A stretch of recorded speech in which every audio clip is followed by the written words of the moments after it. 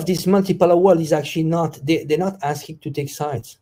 It's not this, absolutely not. You don't want to replicate what was done before on the unipolar world. It's not about taking sides.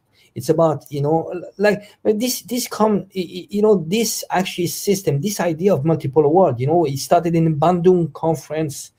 I don't know, I think it was in the 60s, but there was what they called the non-aligned world, you know, because already back then you had lots of countries in the global south that didn't want to be aligned. Why should I side with one side? And back then it was the USSR, and you had the, you know, Europe and the US on the other side. That's the same idea. China wants to create a new system that would be democratic, because right now, when you look at globally, we might have democracy on, you know, in a few cases in some at local level in a country, but then globally it's not a democracy. You have so many institutions that are completely corrupt. I mean, how many institutions we saw these days that we know they're not going to exist tomorrow? ICC, International Criminal Court, the UN. You had the spokesperson of the UN. He was saying, "Well, there's no U.S. military in Syria." You know, I mean, those ones are completely controlled by the U.S. You know, the proliferation, nuclear proliferation agency, which, by the way, they went to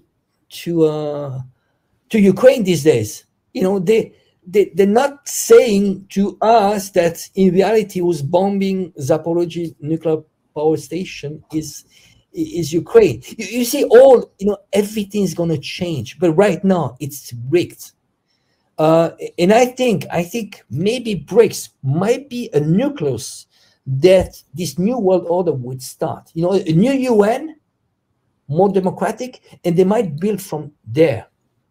And and what we experience right now with those old institutions, you know, that are controlled by the collective West, they will slowly disappear. They will become more and more irrelevant. More irrelevant. You know, this. You know, even the Olympic Committee, you know, if they go too far, you know, they don't allow Russians to participate. But you know, they're gonna shoot themselves in the foot. You know, it's just there's going to be a natural process where you know, if they don't want to play along with this new multipolar world, they're going to disappear. They're going to become irrelevant. The US dollar, you ask for it, you know, you weaponize it, you become irrelevant. We don't use it. Yeah. Very good points. You know, all of these so-called international institutions that always were just a proxy for Western influence, they are doing exactly what you're saying. They are circling the drain because they insist on carrying this to its most illogical conclusion. They are destroying themselves in the process, and then they're doing that because the people behind them are doing that. We see the US and the European Union painting themselves into these corners they cannot get out of because they insist on maintaining control over the international order. They are resisting multipolarism when the rest of the world is starting to move on without them. It's illogical, it's irrational, it's unsustainable.